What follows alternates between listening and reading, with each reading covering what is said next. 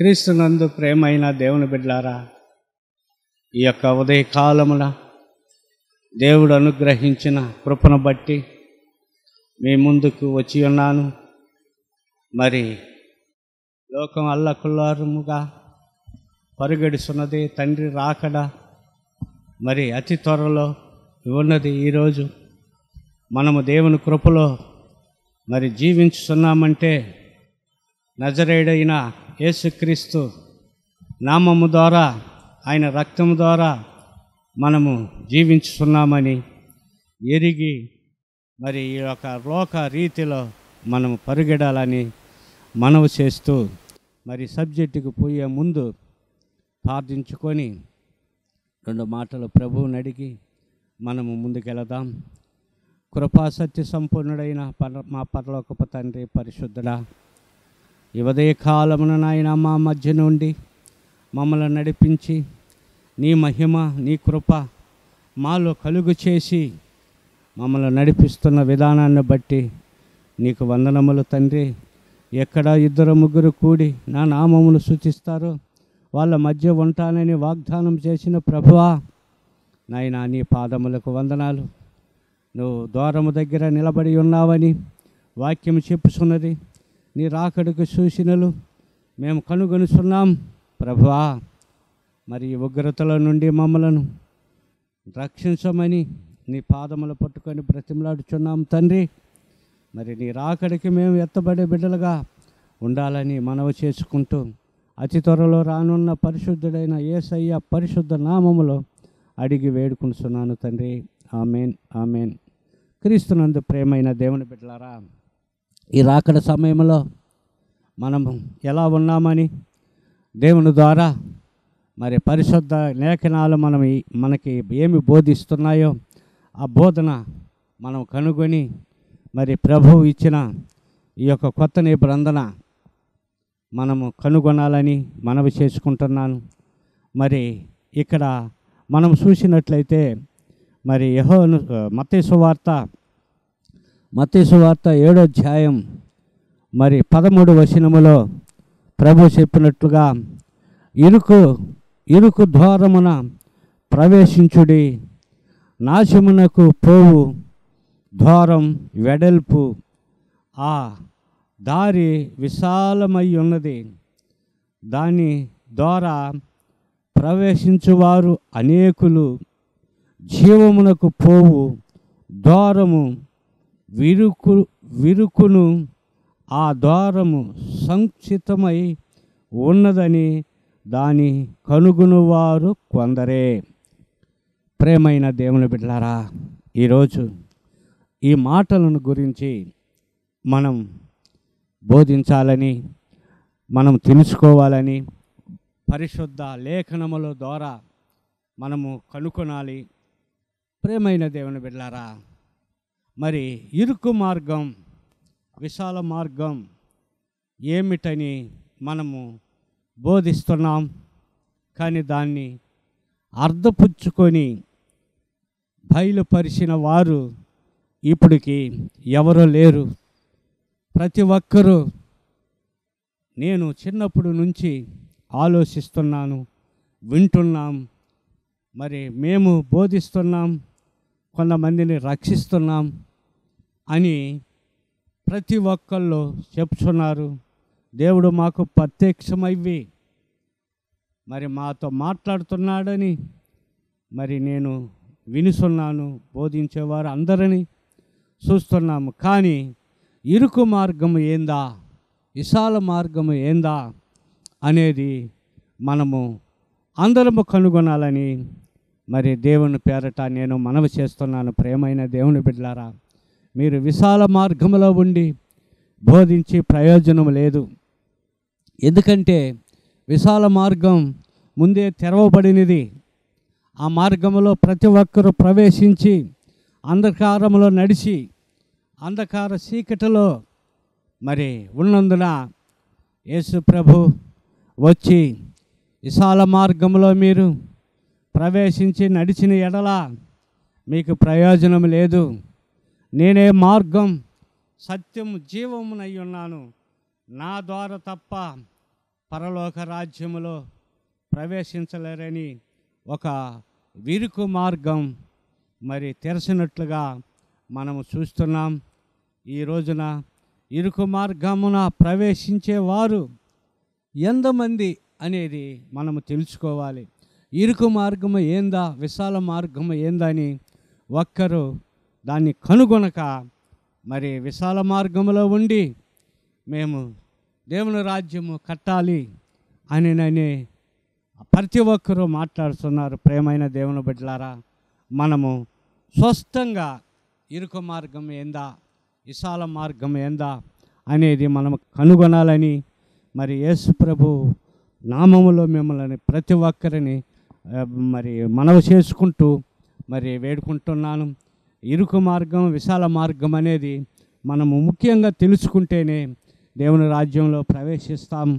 విశాల మార్గంలో ఉండి నేను దేవుని రాజ్యంలో ప్రవేశిస్తానంటే అదంతా కుదరని వ్యవహారం. ఇరుకు ద్వారం అనేది ప్రేమైన దేవుని బిడ్డల రెండు మార్గములు కలవు. ఆ రెండు మార్గములు యేసు ప్రభు వచ్చిన తర్వాత ఫస్ట్ ఒకే మార్గం ఉన్నింది. ఆ మార్గంలో అందరము ప్రవేశించి పతనమై పోతున్నాము.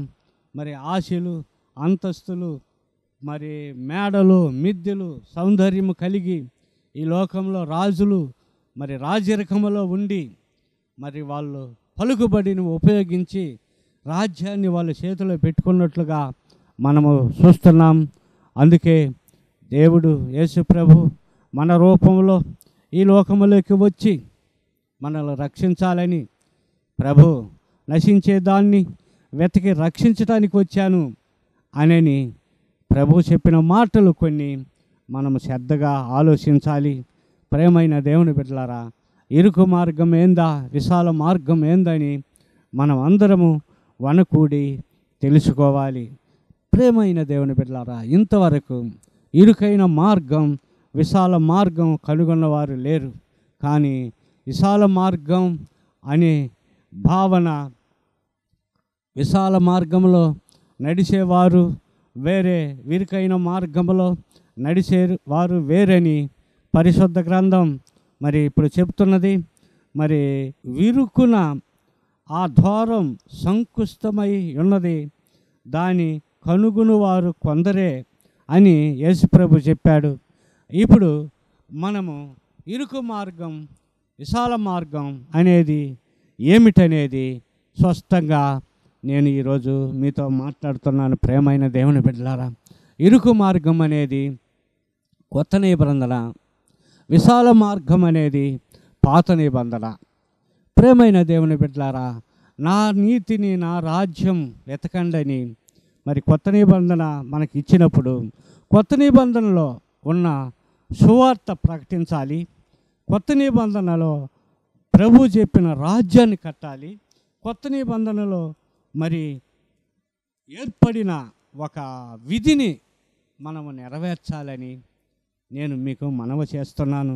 విశాల మార్గం అనేది పాత నిబంధన, రెండు మార్గాలు. ప్రభు చెప్పిన మాటలు స్పష్టంగా మీరు అర్థం చేసుకోవాలని మనవి చేస్తున్నాను. దీనికి ఇది కాదు, నువ్వు చెప్పేది రాంగ్ అంటే మరి మార్గాలు ఏవని మీరు తెలియపరచాలి. ప్రతి ఒక్కరూ నాకు తెలిసిన సత్యం, దేవుడు నాకు బయలుపరిచిన యొక్క సత్యాన్ని నేను మీతో పంచుకుంటున్నాను. విశాల మార్గం పాత నిబంధన, పాత నిబంధనలో నడిచిన వారందరూ రాజులు, అధికారులు, దోచుకునేవారు, దొంగలు. కానీ ఈరోజు పాత నిబంధన గురించి బోధించే ప్రతి ఒక్కళ్ళు మరి ఆలోచించాల్సిన మార్గం, విశాలైన మార్గం ఏదా, ఇరుకైన మార్గం ఏదా, దేవుని రాజ్యం పరిశీలన చేసి తెలుసుకోమని యేసుప్రభు చెప్పాడు. ఇరుకైన మార్గంలో నడిచేవారు ఈరోజు ఎవరున్నారు? నాకు ఇన్ని మందిరాలు ఉన్నాయి, నా పక్కన ఇంత జనం ఉన్నారు మరి అని ప్రతి ఒక్కరూ మరి ఈ లోకములో మరి చెప్పుచుంటే మనం వింటున్నాం.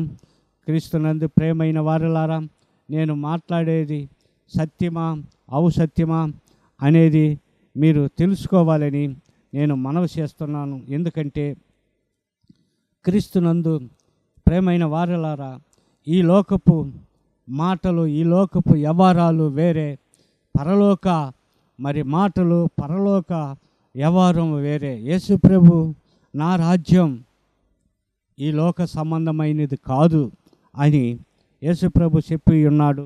ప్రేమైన దేవుని బిడ్డలారా, దానిని మనం కనుగొనాలని మనవి చేస్తున్నాను. ఈ లోకంలో ఆయన రాజ్యం వేరే. ఆయన వాక్యము ద్వారా మాట్లాడిన కొన్ని, యేసు ప్రభు మాట్లాడిన కొన్ని మనము వాక్యములో చూద్దాం. యోహాను సువార్త 1వ అధ్యాయం 14వ వచనం.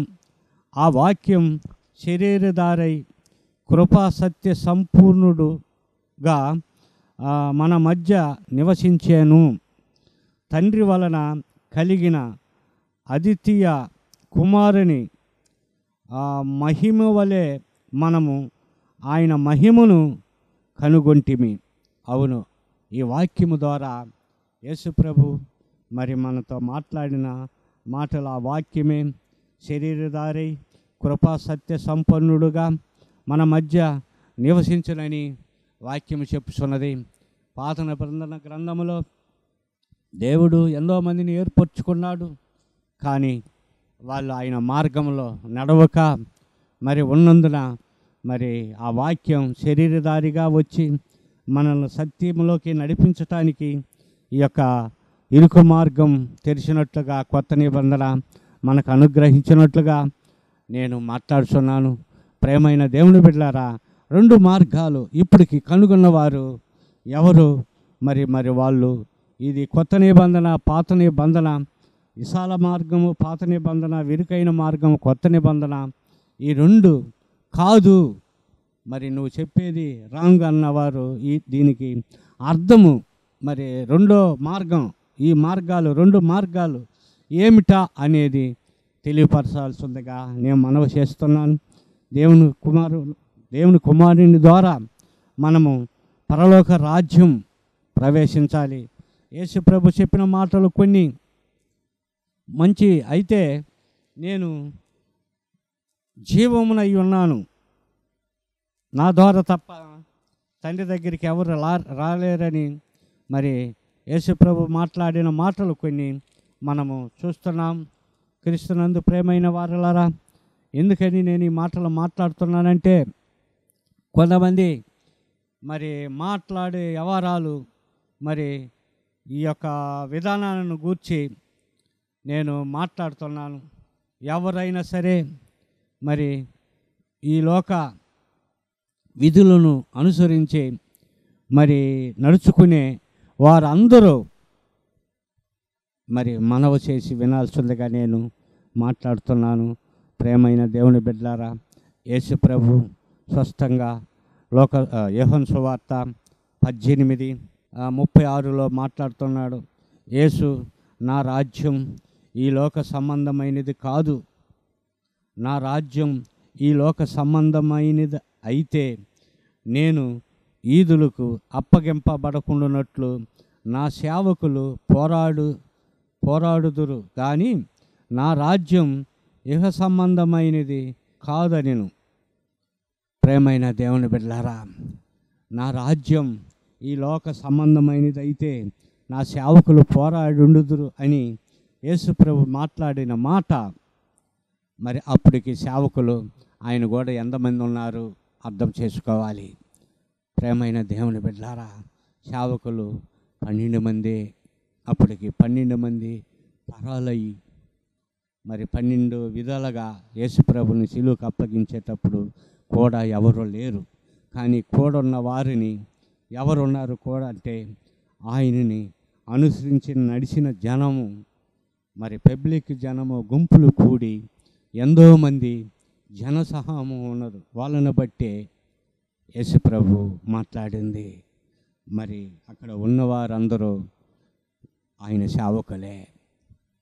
ఆయన సేవకులుగా ఉన్నవారు ఆయనకి వ్యతిరేకించి యేసు ప్రభుని సిలువేయాలి, ఆ పాపం ఏదో మా బిడ్డల మీద ఉండును, యేసు ప్రభు సిలువేయాలని అరిచిన వారు అందరూ ఆయన సేవకులే. ప్రేమైన దేవుని బిడ్డలారా, సేవకులంటే వాక్యం చెప్పి మరి వాక్యాన్ని అనుసరించే వాళ్ళు సేవకులు కాదు. సర్వలోకమునకి వెళ్ళి నా సువార్త ప్రకటించి సర్వజనులను శిష్యులుగా మార్చమన్న ప్రభు అందరూ ఆయన సేవకులముగా కావాలని, ప్రతి ఒక్కరూ ఆయనతో నడవాలని, ఆయన మార్గం అనుసరించి మరి నడవాలని నేను మనవి చేసుకుంటూ మరి ఈ కొద్ది మాటలను మరి ఆలోచించి మరి రాకడ సమయంలో ఈ అంత్య దినాలలో మనమందరము ఒకే మార్గంలో నడవాలి. అందరము ఒకే స్వభావం కలిగి ఉండాలి. నేను ఎక్కువ, నాకు ఇన్ని సంఘాలు ఉన్నాయి, నాకింత జనాంగాలు ఉన్నాయని కాదు. ఎక్కడ ఇద్దరు ముగ్గురు కూడి నా నామమును స్తుతిస్తే వాళ్ళ మధ్య ఉంటానని చెప్పిన యేసు ప్రభు మార్గాన మనమందరము ఏక స్వభావం కలిగి నడవాలని మనవి చేస్తున్నాను. ప్రేమైన దేవుని బిడ్డలారా, మనలో హెచ్చు తగ్గులు వద్దు. అందరం వీడు గొప్పవాడు వీడు గొప్పవాడని కాదు, అందరము సమానమే. పాత నిబంధనకి కొత్త నిబంధనకి తేడా ఏంటంటే ఇరుకైన మార్గం విశాలైన మార్గం అనే ఈ మార్గాలు ఈ రెండు అని నేను మనవి చేసుకుంటున్నాను. పాత నిబంధన ఒకవేళ కొన్ని నెరవేర్చేదానికి యేసుప్రభు వచ్చిన మరి వాటిని భావం తీసుకొని యేసుప్రభు రాజ్యంలో ప్రవేశించాలంటే కొత్త నిబంధనే మనకు కావాలి. పాత నిబంధన విశాలైన మార్గంలో నడిచి మరి ఎక్కడ చూసినా పాత నిబంధన ఆయన ఇట్లా ఈయన ఇట్లా మరి ఆయన్ని ఆశీర్వదించి ఆయన గొప్పవాణి చేశారని చెప్పారే కానీ యేసు ప్రభు వచ్చి మనల్ని పరలోకానికి తీసుకొని పోయే మార్గం ఎక్కడా బోధించటం లేదు సంఘములలో.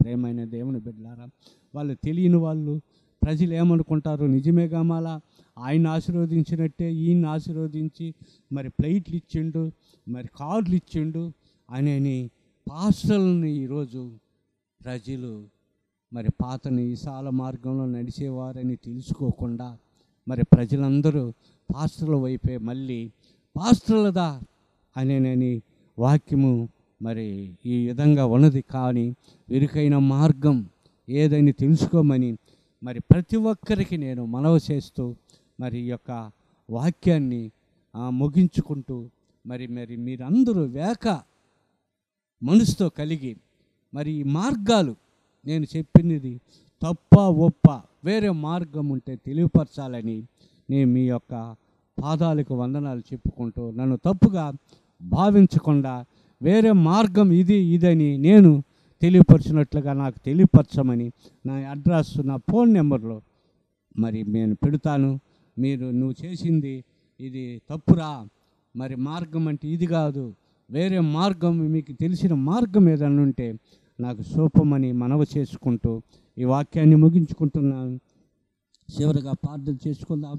కృప కలిగిన తండ్రి పరిశుద్ధుడా, మరి ఇంతవరకు నువ్వు మంచి మార్గం మాకు ఇచ్చావు. ఆ మార్గాన్ని నడవక మేము విశాల మార్గంలో ప్రవేశించి అంతము తెచ్చుకుంటున్నాం తండ్రి. ప్రభువా, నీ రాకడికి సూచనలు జరుగుతున్నాయి. మరి నా రాకడ నన్ను ఎరిగిన వారు మరి తెలుసుకుందరని వాక్యం చెప్పుచున్నది. ఇప్పుడు దానిని కనుగొని తెలుసుకునేవారు ఒక్కరు కనిపించలేదు తండ్రి. విశాల మార్గంలో నడుస్తూ నశించిపోతున్నాము తండ్రి. నీ ఇరుకైన మార్గం మేము కనుగొనే కృపను మాకు దయచేసి మా యొక్క విన్నపంలో ఆలకించి నీ రాకడకు మమ్మల్ని సిద్ధపాటు కలుగు చేసి పరలోక రాజ్య వారసులుగా చేయమని మనవి చేసుకుంటూ యేసయ్య పరిశుద్ధ నామములో అడిగి వేడుకుంటున్నాను తండ్రి. ఆమేన్, ఆమేన్ అయ్యా.